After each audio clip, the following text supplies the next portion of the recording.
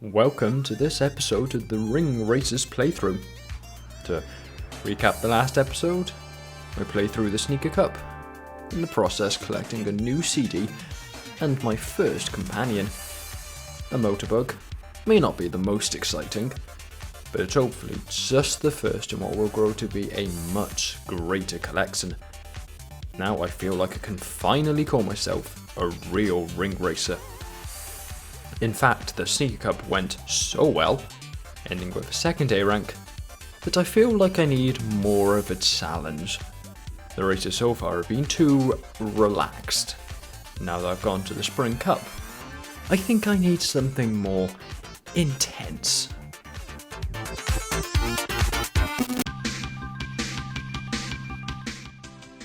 Popcorn Workshop was a fairly relaxed introduction to this faster, more difficult racing experience.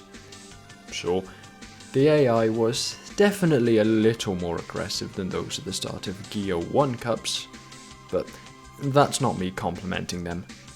Rather, it's more me making a point of just how entirely brain dead the AI races are in most Gear 1 races. This, much more of a normal racing experience off the bat than an intense fight for your life situation, although it didn't stay that way for much longer.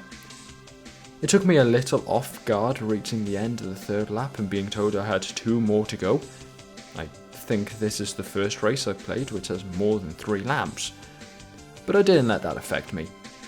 I kept trying to charge up a complete drift boost around this corkscrew to break through this tripwire, after having done so in the first lap, but I never got the necessary speed again, so I ended up doing a lot of zigzagging after hitting it to keep up speed and to not lose my place. In one case, I managed to use a drop target I had placed to do this, bouncing off the tripwire, hitting the target and getting a big boost of speed forward. Otherwise, I try to use a technique I had seen where you burn rings during drift to keep up your momentum. Drifts slow you down in this game, in case that seems redundant.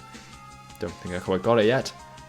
I had to weave through this one corner which ended up covered in bananas, mines and drop targets by the later laps. It wasn't quite a perfect race, but it was more than good enough of a performance to earn myself an A rank.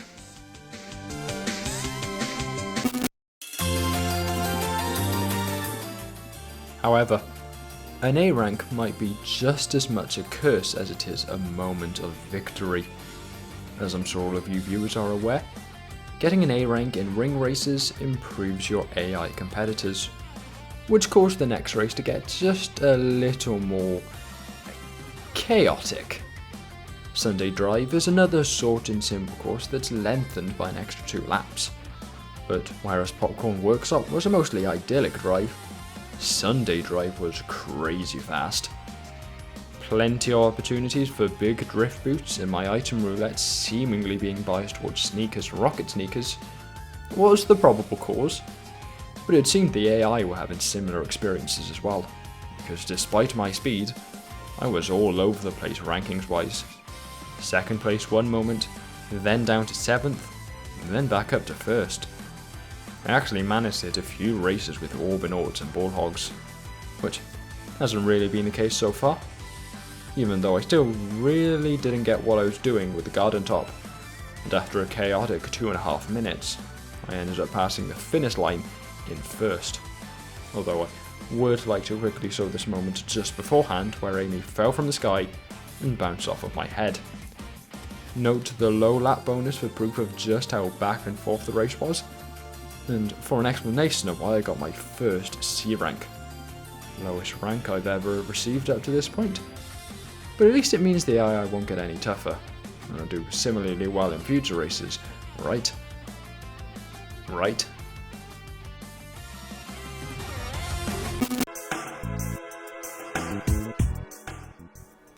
Mystery Gate felt like a bit of a strange prison round.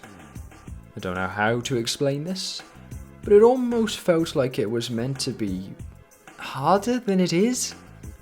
Oh, note I never pay attention to times in these stages to tell if it had a really restrictive time limit or something, but it definitely seemed lopsided. You have one or two prisons directly in front of you when you start the level, but as soon as you break those, all the others are clustered at the back and you can destroy them all in a few seconds. There's an entire front section, and the top of these walls can be driven on. I think I saw some sort of disappearing bridge gimmick when I was driving up there, but none of it is used. Maybe all the other prison courses are the same and this is just the first time I felt it. There was a unique audio cue after I destroyed one of the prisons, but I only heard it after watching my footage, and if an item did come out, it was off screen for the rest of the race. In between videos, as I go through and collect the spray cans I found, I'll make sure to come back to this and check the sound out. Overall, yet another A rank.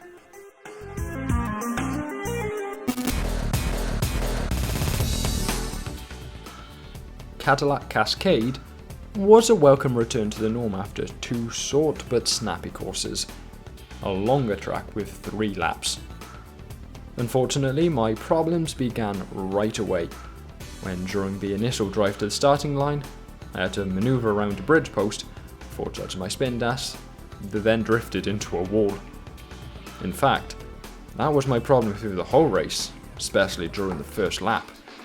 I didn't seem to get what the corners were, so I kept losing time driving into them or over the off-road. I ended up falling into 7th. It was only due to some sort of scuffle halfway through the second lap that I could start dragging myself back into a respectable position. Cadillac Cascade is all about split paths and tripwires, with items constantly gate-kept behind them, but seeing as I never got any sneakers, I never got to take any advantage of this.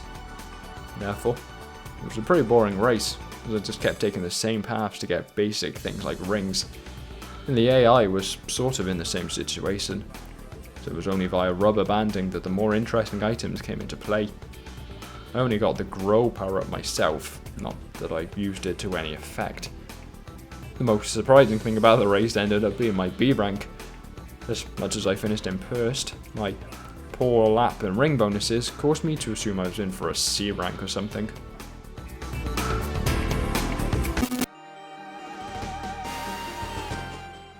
Rumble Ridge was fast paced from start to finish, from the mountain descent at the start of the first lap to the back-to-back grows I used at the end.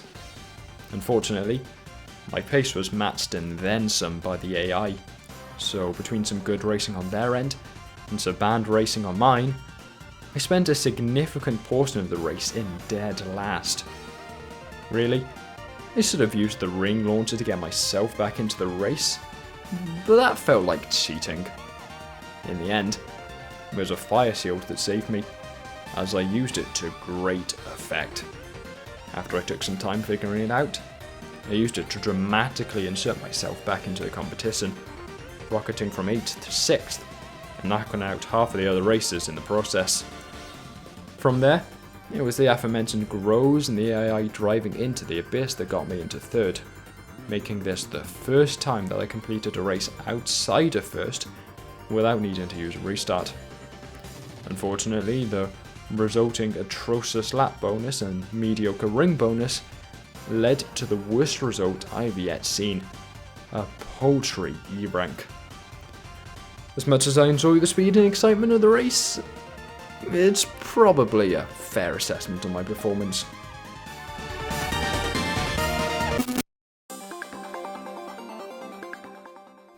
Rusty Rink was certainly the most complex prison round yet, centering the arena design on these treadmills that only allow you to travel one way on them, effectively forcing you to tackle the stage in a linear fashion. However, it's hardly a crazy difficult route to pass, and even with 9 prisons instead of the usual 7, I easily got myself an A rank. However, rewatching the recorded footage confirmed my suspicion that the strange noise that I occasionally place when destroying a prison indicated it has dropped something. In this case, a CD I missed. So, not only do I need to replay most of the race courses between videos for spray cans, I also need to check the prison areas for CDs, which I Still haven't found a way to listen to outside the extras menu.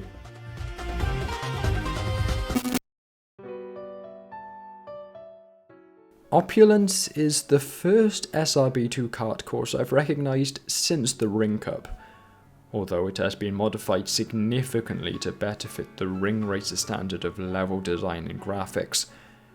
Some sort of Greek temple fused with bank, fused with Manson. It fits the name well, and is occasionally quite beautiful. As the final race of the Spring Cup, it was also very chaotic. Just a few turns into the race, I dropped myself into last place. As I overdid a turn, scaled a huge wall and fast fell into the pit on the other side of the road. Then, towards the end of the first lap, as I entered the treasure vault, my controller disconnected, as it did multiple times throughout the rest of the race. If you watched the last video, you understand why this is bad, but it gets worse. Based on when the disconnections occurred, it linked to lag spikes during, and I'm speaking in relative terms here, in 10 sections of the course. In other words, not only can my PC outright not run most Unreal games, but it is also struggling to run a game using an engine from 1998. Concerning. But ignoring the potential imminent PC meltdown, the second lap saw me get taken out by spike balls before I got a bubble sealed, and finally used it to vaguely effectively take out some of the other racers. Up to this point, I've just ended up wasting it, but it turns out that it's a hugely effective item, apparently lauded as one of the best in the game. Personally though, I prefer the moment in the third lap where I got a garden top, figured out how to turn it, drove it into the abyss, and then just watch.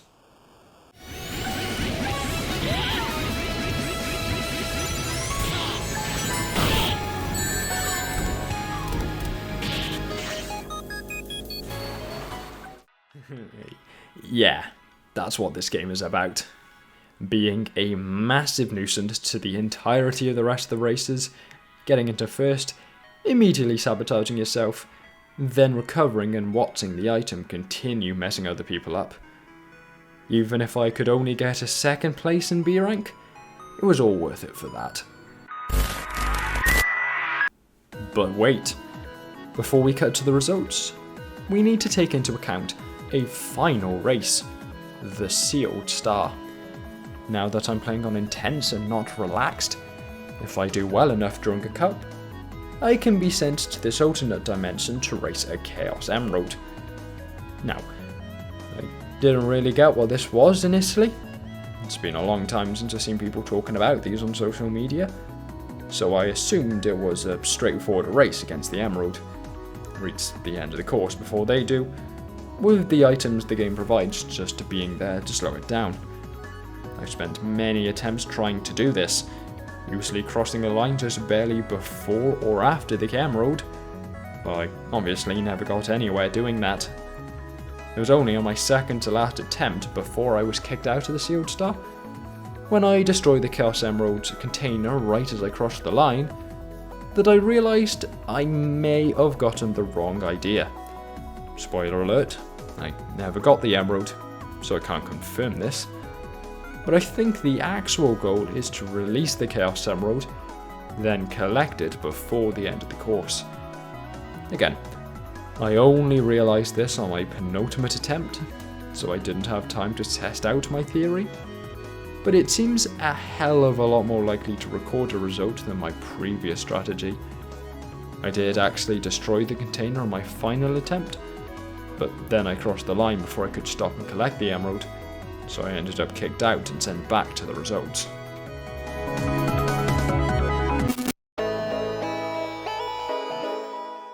This time, the top three were me, Amy, and Eggman. Eggman came in third, Amy in second, which meant that I actually ended up in first. Didn't actually expect that, considering my poor results in the latter half of the cup. I assumed that Amy had won those races, but clearly it didn't matter in the end. However, I only got a C rank. brought down by the 6 continues I used in the Sealed Star? No doubt, but then my actual race results were hardly as outstanding as they were on previous relaxed cups. It was still good enough to get me into the Barrier Cup, which I'll of course do in the next episode. But I didn't earn any of the rewards. What an outrage! My entire motivation for playing this game is to fill out this menu, so when nothing else popped, I decided to look at collecting some of the spray cans I mentioned seeing in the previous episode. I booted up Match Race mode, went on to the Sneaker Cup, bang! Green spray can unlocked on Emerald Coast. And that was it. I tried the Withering Chateau spray can, realised I needed sneakers, which don't seem to appear in this mode, and resigned myself to doing it another day. Probably the start of the next episode. I enjoyed this more intense set of races. Makes you try a little harder and leads to more exciting and chaotic moments. I hope you enjoyed them too. Enjoyed the video as a whole at that. So thanks for watching, and ciao.